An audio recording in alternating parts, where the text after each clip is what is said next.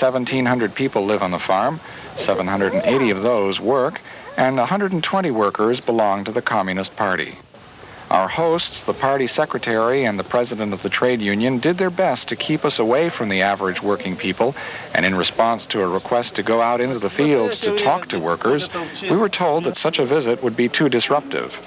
But we did learn from a discussion and film they showed us in their new cultural center that they use a lot of fertilizer, about 800 kilograms per hectare. 70% is organic and 30% chemical. They leave about 4,000 acres fallow, plant about 6,000 acres of corn, 8,000 acres of wheat, barley, and oats, 3,000 acres of sunflowers, and about 1,200 acres of castor oil crop. While we saw no evidence of it on this state farm, there have been reports of a new incentive system on some farms in the Soviet Union, a system much like the responsibility or contract system we'll learn about in China, that allows workers to earn more if they and their brigade workers fulfill and go over contract requirements. But incentives do exist. Some 35 to 40 new apartments are built every year. They've started a new and larger school to allow for teaching chemistry and other sciences. Their medical center has rooms for minor surgery, setting bones, basic dentistry, prenatal instruction and care, and a whirlpool bath for muscle therapy. We saw very few children and met even fewer since summertime is camp and visiting time. Those we did meet were just as curious and friendly as kids are anywhere. Some of the farm's biggest problems, we learned, center on the fact that this region near the Azov Sea is known as the area of risky farming. Even though the soil is deep, black, and rich, there's often too little or too much rainfall, so the farm is turning more towards dairy cattle, with specific interest in breeding cows for milk and meat, a dual purpose some in our group thought unwise. Lou Dow from Dover Foxcroft. They've crossbred the cattle to make a combination dairy beef animal, and that is not always productive for milk, and nor does it make top quality beef by doing it this way. Do you know, why would that be done? Why did they do that? I think they do that to try to get two products from one animal. It seems to be their method on that.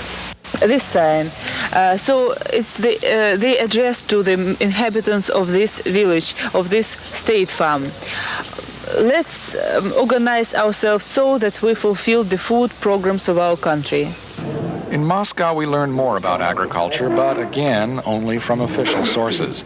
In this case, a meeting at the Agricultural Ministry brought us together with the Soviet chairman of the working group of the U.S.-Soviet Commission on Technological Progress in Agriculture, the head of the ministry's International Relations Department, and deputy heads of 3 other departments.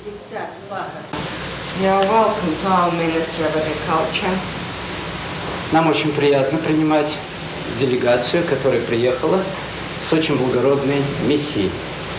We are pleased to receive here a delegation which came with a mission of goodwill. The main task is to improve the equipment which is used in agriculture. For every person who is engaged in agriculture, the share of electricity is 414 horsepower, and in the Soviet Union 300. Так что здесь мы немножко отстаем. So you can see that we are slightly behind the United States in this field. Может быть, то что. Maybe due to the fact that we have more people engaged in agriculture than in the United States. There is another problem to make equipment which is used in agriculture better. In other words, just for you to have an example, when they pick berries, about 50% of losses they sustain. Or if we speak about gathering potatoes, we can say that about 30% usually is lost, both here and in the United States. In the field of harvesting equipment, they are developing a rotor-type combine with some U.S. help. There are 2 companies in the United States which produce this type of harvesting combine now. New Holland and International Harvester. What we could borrow, though, was the main design, the main idea, because our harvesting combines had to be twice as powerful. We found American and Russian agriculture to be very similar in at least one important concern. And another problem is the effect, the bad influence of this means of mechanization on soil. This is one of the major problems everywhere in the world now, because with the improvement of capacity of all those implements, one of the bad effects that it has is the growth of the weight of implements. As for the use of chemical fertilizers, in every republic of our country, in every region and district, there are laboratories. These laboratories nowadays grew into large complexes which deal with the problems of introduction of the achievements of chemistry in agriculture. Shelba Rollins of Milo, Maine, tried to cut through the bureaucratic jargon. Can she answer yes or no for me? Do you analyze the effect of the fertilizers on humans through plants? On humans? Well, and like poultry. There is a special service in our country dealing with toxicology, and it means that at every plant there is a special plot of land where they took samples of what you asked, and later on they analyze whether it can be used as food for people or not. But then the effect on the humans. To eat it. Through eating the product. You see, they analyze while the plant is still growing, and later on they decide whether they can sell it for people to use or not. In other words, they try to prevent and not analyze it. And how about the amount of fertilizer used? If we speak about the whole country in general, then for 1 hectare, they use 104 kilos of active matter. They just said you'll understand well when I use this word, of mineral fertilizers, and 5 tons of organic. This is the average figure, which doesn't say anything because it is very small. But this is an average figure for all the crops. And if we speak about certain types of vegetables, for example, for potatoes or for tomatoes, this is about 40 tons of organic fertilizers per 1 hectare. But for some crops it will be less. How about liming, putting lime on the land? How would Balance pH,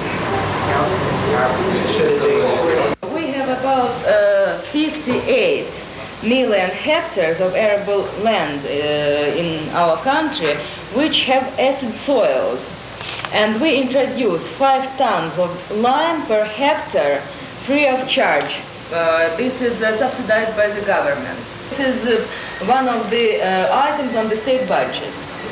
One thing that has puzzled Soviets over the years, they said, was the American desire to sell grain to Russia, but then turn around and complain about price hikes in local markets. In any case, they emphasized the grain imports are not being used to feed starving Russians. We shouldn't dramatize the situation here within the country because the amount of grain we produce in the Soviet Union is enough for people who live here. Mostly when we import grain, we import it for cattle, for fodder. There are 2 reasons to that. One of them is that for the past several years, we do our best to develop cattle breeding in the country. Also, we try to develop poultry growing and pig breeding as well. And we can say that for the past several years, we organized a number of large complexes to produce poultry and pigs. The gentleman outlined the area which we are now trying to develop. This is the areas of the north and far east. And the climatic conditions there are much harder than even in this northern statue from men.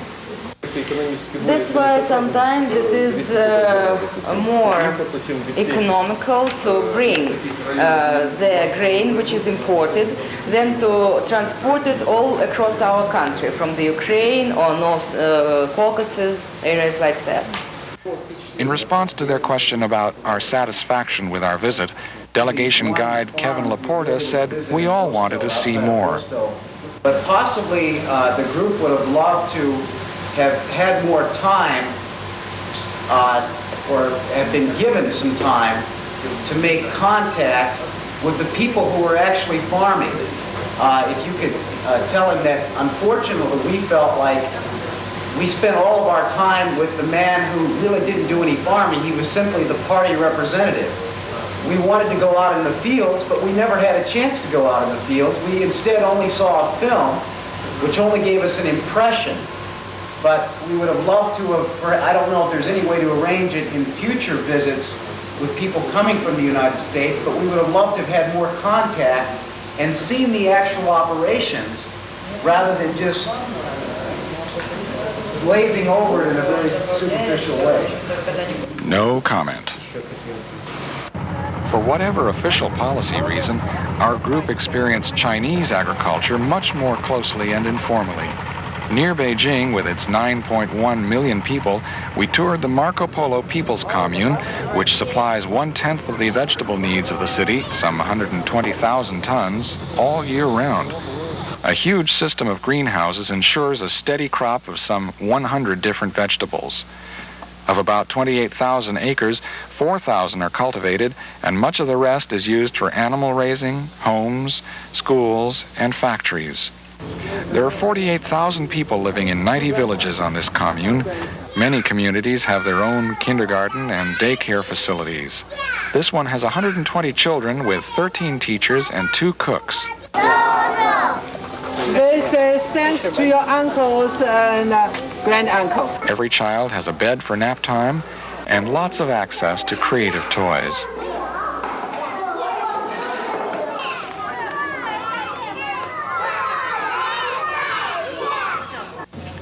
At home, the children live simply but comfortably. There are no extras here. 1 light per room is common, with 5 people sleeping in 2 bedrooms. This family is a big family. A family room serves as living room, dining room, and workroom. Cooking is done in a separate room outside the home to keep odors and heat away.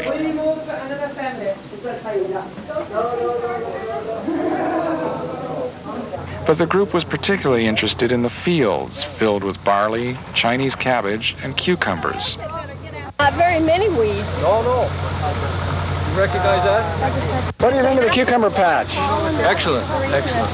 Look like it's going to be a good crop? From anything I can see, yes. Looks like. The commune's manager told the group that since 1978, the per capita income of the commune has doubled to 460 yen a year, or about $230. Much of this new income came from improved planning and mechanization. But the biggest change has come from a new philosophy, the responsibility system, which we learned more about on another commune outside Shanghai. This is the Ma Lu People's Commune, home to 32,000 people.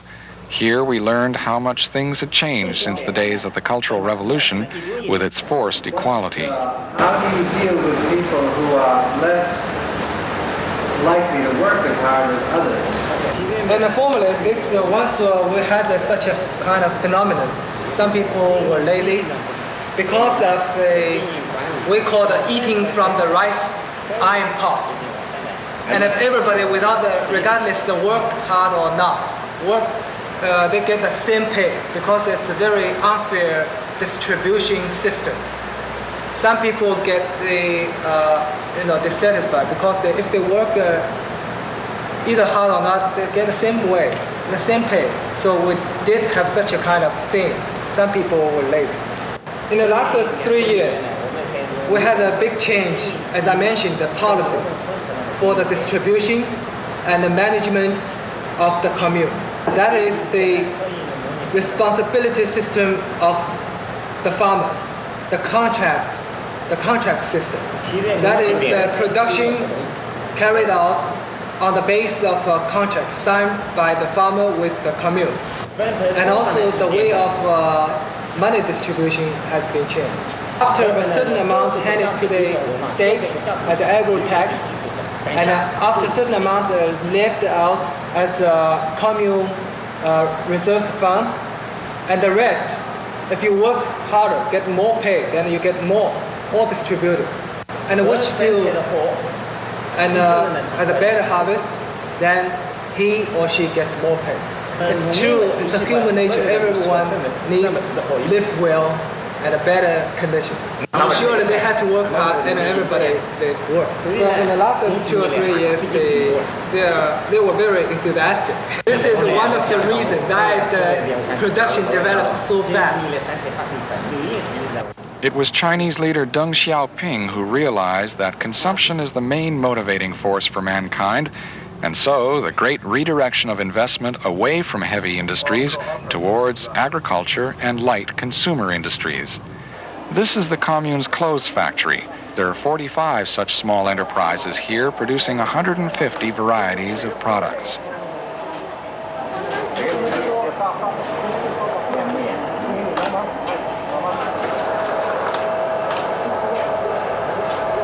Most people, though, 56%, work in agriculture, producing 21% of the commune's income. In agriculture, producing 21% of the commune's income. And he said this year it seems lots of disaster. And first 2 months when it's planted, lots of rain, all raining for months and months. And so this year's crop not very good, not very clean, not very good. And within 3 days, the second rice will be planted right here after this being harvested. By the end of October, the second rice will be harvested. On November, the wheat will be planted on this plot. So 3 crops in Shanghai. Yeah. Chang, the harvester we see in the background, this is very unusual, isn't it? There aren't very many there in this area, are there? It's 50% harvested by machine, and half of them are harvested manually, by hand. In special pools, African carp are fed a high-protein combination of soybeans and wheat husks.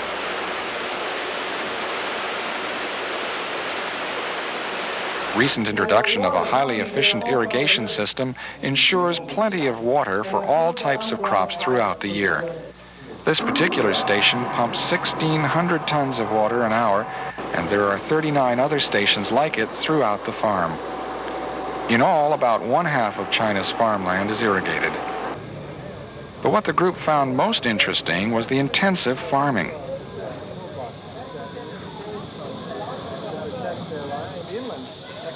Earlier on the Great Wall, Jean Bishop of LaGrange, Maine, said, I noticed between the rows of corn they had another crop growing between each row. I don't know if it's beans or what. It was beans, I think. And I noticed on the cucumbers, they grow them up on poles so they don't take so much room. As for the cotton field, we grow 2 crops. That is cotton and barley. Or sometimes cotton and rape seeds. Before the barley harvested, the cotton has been already planted.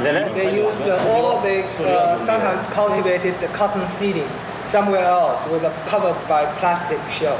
Then after the barley harvested, then transplanting the cotton onto the fields. This intensive growing is a necessity in a land that supports 25% of the world's population on 7% of the planet's arable land. Also a necessity, the recycling of human and animal wastes, or night soil. China has a history of 40 centuries of agriculture, and in that time, it has learned to make do with bare minimums. These like wheat and rice straws being threaded, then they use as use as a cooking material for stove and for heating in the winter time. And the second purpose is for cultivation of a mushroom. They chop it to Yeah. For the field through the combine harvesting, then it's no use, just a fertilizer field and a soil they plow into it. As for the cotton stalk, mainly for firewood, cooking. Agriculture isn't the only ancient science we saw. In one of the commune's health centers, 2 women received acupuncture treatment to relieve arthritic conditions. She can now move on the joints. Arthritis, yeah. Home life for the Malu residents is much the same as it is at the Marco Polo commune. One big difference that the people point to with pride, 80% of the farm families have new 2-story homes. Look at the back here. And in their schools, television.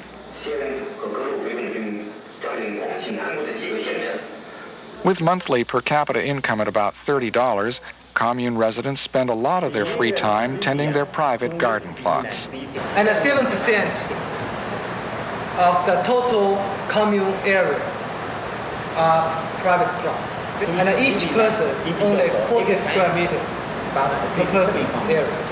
Because in the commune we grow so many rice and wheat or cotton. So on a private plot they mostly grow vegetables for consumption. Some of these vegetables are sold back to the commune and served to visiting delegations. Everything we ate at this banquet was produced on the farm. Beer, soda, bamboo shoots, green peppers, the meats and fish, everything. This was an appropriate way to close our visit, experiencing the end products of the commune's labor. One of the highlights and delights of the 2-week journey was the discovery of the pleasures of the palate in China. We'd been told before we left to expect great cooking in China, and we were never disappointed. So what other impressions did the journey make on the group? At the Great Wall, I asked some to compare Russia and Chinese agriculture. Smaller fields and more rotation of crops. Instead of just one big field, there's lots of little fields. Everywhere, in every little plot. It seems more intensive here, and every inch is used, and used wisely, apparently, as far as we can see. I think the appearance of the crops are much more, it's more lush and it's more productive, and they're growing better crops than they grew in Russia, what we saw. The thing that was most impressive to me was the amount of hand labor involved in China, and it seemed to be the more hand labor it used, the better they liked it, rather than trying to mechanize. They have a surplus of labor, and it also makes it possible for intensified farming on small plots. So mechanization would not work in China? Not at the way they are farming it. I don't think mechanization would be a very big advantage to them. Mechanization would destroy their crops and their land here. I mean, it would bog down. They use so much irrigation, it wouldn't be feasible. Here in China, they make more use of what we refer to in Maine as our headlands. The mechanization that we have and we have to contend with, it takes a lot of land to turn this mechanized machinery. Here in China, they don't have to worry about the mechanization because that mechanization can turn on a foot. And I think that they get more productivity out of it. And John, I think in Maine, the organic farming is just beginning to come into view, and I think they could learn a lot here. I'm never so impressed to see how much they do with so little commercial fertilizer. Just before leaving Shanghai, I sat down with our tour guide, Kevin Laporta, who's made many trips to Russia and China over the past 7 years. We've heard in both countries an increased emphasis on the possibility of private income, free enterprise creeping into the Soviet system on the farm, as well as in China. We may be in for a bit of an illusion if we think that the People's Republic of China, or the Soviet Union, I don't even think that even goes into the picture at all, but let's say that China is really more the country these days that is doing a lot of experimentation and trying a lot of different roads. And if it means using what we would call capitalistic tools to do this, then they are going to do it. They're very one thing about their history is they've learned to be very pragmatic. Very pragmatic.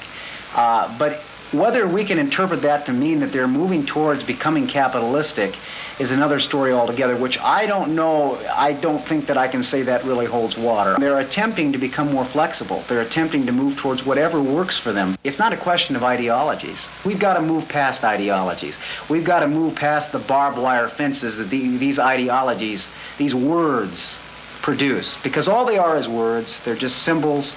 The reality is, though, that people really, when it comes down to it, people want peace. And the way of achieving that is dropping a lot of these ideologies, I think, that we have, and just moving pragmatically and living in ways that we need to live and respecting each other's own differences. You get down to an interesting question, and that is the effectiveness of delegation groups such as this. How effective do you think these contacts are in the long run? Have you noticed any kind of a change in the people that you've been seeing?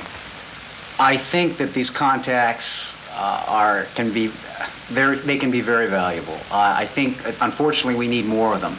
And we need more of them that are genuine. Most of all, we need our leaders to go over and to have dinners, and have more than just dinners, to go out and walk together and talk together and actually get to know each other as human beings.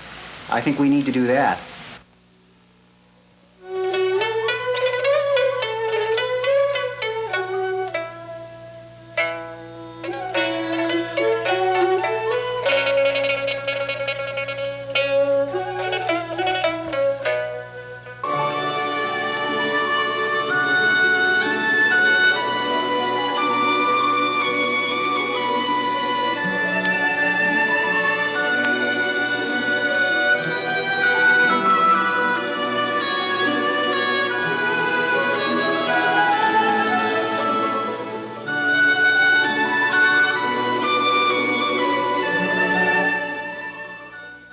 For a transcript of this program, send $3 to Behind the Curtains, Mainers in Russia and China, P.O. Box 86, Orono, Maine, 04473.